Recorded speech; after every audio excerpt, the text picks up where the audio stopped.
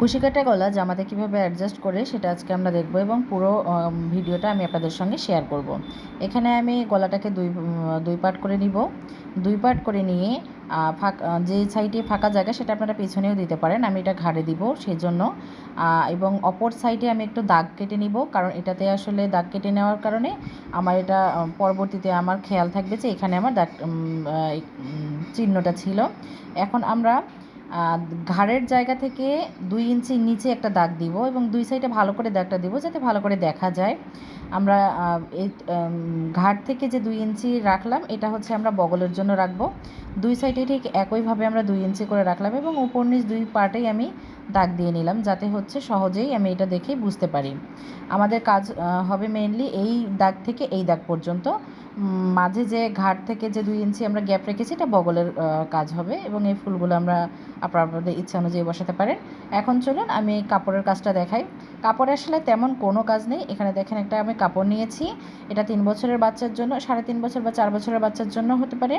এখানে আমি 1 গজ 4 গিরে কাপড় নিয়েছি। এখানে দেখুন আমার বাম পাশে হচ্ছে বন্ধ দিক এবং ডান পাশে হচ্ছে খোলা দিক। এটা হচ্ছে এখন আমি জাস্ট এখানে কোনো কাজ নেই, এখানে শুধুমাত্র আমি বগলের জায়গাটুকু কেটে নিব। তো বগলের জায়গাটুকু বেশি আপনাদের বাচ্চার মাপ অনুযায়ী করে নেবেন। দেখেন এখানে আমি মাত্র হচ্ছে 2 ইঞ্চি কেটে নিব, যেহেতু ওখানে বগল আমি 2 ইঞ্চি রেখেছি, এখানে 2 ইঞ্চি উপরে 2 ইঞ্চি বা 1.5 ইঞ্চি নিলেই হবে। এটাকে একটু সামান্য একটু গোল শেপ করে আপনারা করে নেবেন। করে নিয়ে এটাকে আমরা কেটে নিয়েছি। এখন আমরা সেলাই করব। বগলের জায়গাটুকু জাস্ট সেলাই করে আমরা আমাদের কাজ শুরু করব এবং যে বন্ধ যে জায়গাটা সেই জায়গাটা আমরা কেটে নিব। এভাবে কুচি করে আমরা কাজটা শুরু করে দেব। তো চলুন আমরা কাজটা শুরু করে দেই। এখানে কিন্তু আমি যেটা বলেছি যে এই দাগ থেকে ওই দাগ পর্যন্ত আমরা কিন্তু দুইটা পার্ট আলাদা আলাদা করে আমরা কিন্তু কুচি করে নিব। এই যে দেখেন বগলের সাইডটা আমরা সেলাই করে নিচ্ছি। বগলের সাইডটা আমরা সুন্দর করে সেলাই করে নিব, দুই সাইডেই সেলাই করে নিব এবং দুইটা কিন্তু পার্ট করব আলাদা আলাদা। দুইটা প্রথমে আলাদা পার্ট করে পরবর্তীতে সেটা আমরা অ্যাডজাস্ট করব। দেখেন বগলের সাইডটা আমরা সেলাই করে নিলাম, একটা বগলের সাইড। এভাবে আপনারা দুইটা বগলের সাইডে সেলাই করে নেবেন।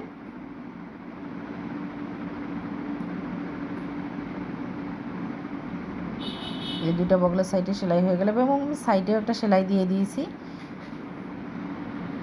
এখন কুচি করার পালাম।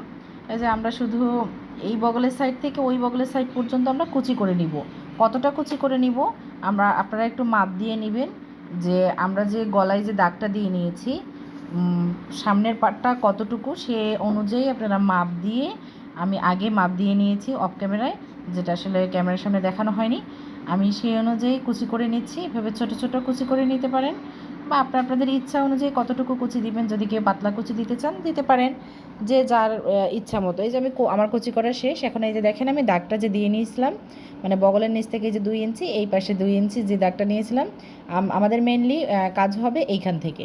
এই যে দেখেন আমি এখানে যে দাগটা আছে এই দাগ থেকে শুরু করব।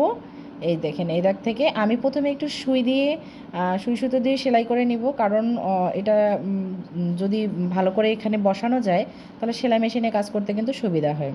তো আপনারা যদি সেলাই মেশিনে কাজ করতে না চান, আপনারা কিন্তু নিজে হাত দিয়েই কিন্তু এটা কাজ করা যায়। দেখেন আমি আপনাদেরকে যেটা বলছি যে প্রথম আমরা কিন্তু দুইটা পার্ট করতে হবে। আমি দেখেন প্রথম পার্টটা এভাবে আমি বসায় নিচ্ছি সুতো দিয়ে। বসায় নেওয়ার পরে আমি মেশিনে সেলাই করব। এভাবে দেখেন এই পার্টটা কিন্তু আমি দেখেন বারবার দেখাচ্ছি। দেখেন এই যে দাগ থেকে এই দাগ পর্যন্ত কিন্তু আমি এই কাপড়টা বসিয়ে নিচ্ছি এবং বগলের জন্য কিন্তু আমাদের আলাদা ফাঁকা জায়গা আছে। এভাবে আমি এমনিতেই একটা সাধারণ সেলাই দিয়ে জাস্ট গলাটা বসিয়ে নিব কাপড়ের উপরে। আপনারা যদি একবারই করতে পারেন সেলাই মেশিনে তাহলে করে নেবেন। তো আমার আসলে সুবিধার জন্য, যাতে নড়াচড়া না হয় বা সমস্যা না হয়, সুন্দর করে বসাই নিয়ে আমি তারপরে সেলাই মেশিনে কাজ করি। তো দেখেন এইভাবে ওই দাগ পর্যন্ত আমরা সেলাই করে নেব। যে সেলাই করে নিলাম প্রথম একটা পার্টে। আমাদের দেখেন আরও একটা গলার পার্ট আছে, এই পার্টটার জন্য আলাদা এই যে আমাদের আর একটা পার্ট কাপড়ের পার্ট আছে, সেই পার্টটা ঠিক একইভাবে আমি কুচি করে নিয়েছি। এই কুচি করে নেওয়া কাপড়টা আবার ঠিক আগের মতো করেই, আমাদের কিন্তু দুই পাশেই দাগ দেওয়া আছে, আপনারা দেখেছেন যে আমি প্রথমে দুই পাশে দাগ দিয়ে নিয়েছি। দেখেন এই পার্টটাও এই যে দাগটা আছে, এই যে দেখেন দাগটা, এই দাগ থেকে এই দাগ পর্যন্ত এই আমাদের কাপড়টা আমরা লাগিয়ে নিব। ঠিক একইভাবে সুই সুতো দিয়ে লাগিয়ে নিব, যে ওই পাটেও এভাবে আমরা লাগিয়ে নিয়ে জাস্ট তখন মেশিনে আসলে কাজটা ইজি হয়, এভাবে বসিয়ে নিলে খুব দ্রুত কাজটা করা হয়। যেহেতু এটা সুতোর কাজ, অনেক সময় দেখবেন যে ছোটো বড় হয়ে যায়। এই যে দেখেন জামাটা মোটামুটি আমার ভালো করে এই যে এখন বসিয়ে নিলাম। এইভাবে আমি একটু সেলাই করে তারপরে আমি পরবর্তীতে মেশিনে সেলাই করে নিব। এবং আমি এই গলার বোতাম ঘরটা কিভাবে তৈরি করেছি নেক্সট ভিডিওতে আপনারা সেটা পেয়ে যাবেন, যে বোতাম ঘর আমরা কিভাবে তৈরি করি। একটা বোতাম ঘরের ভিডিও হলেই আসলে আপনারা ভিডিও দেখলেই যে কোনো বোতাম ঘর আপনারা বানিয়ে নিতে পারবেন এই কুশি কাটার।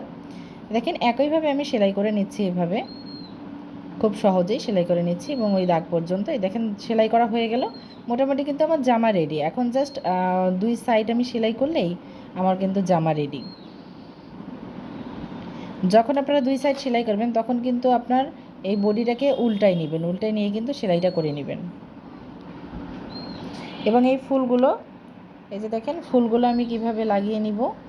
এখানে জাস্ট ফুলগুলো লাগানোর জন্য আপনারা এক্সট্রাভাবে সুই এবং সুতো নিয়ে নেবেন।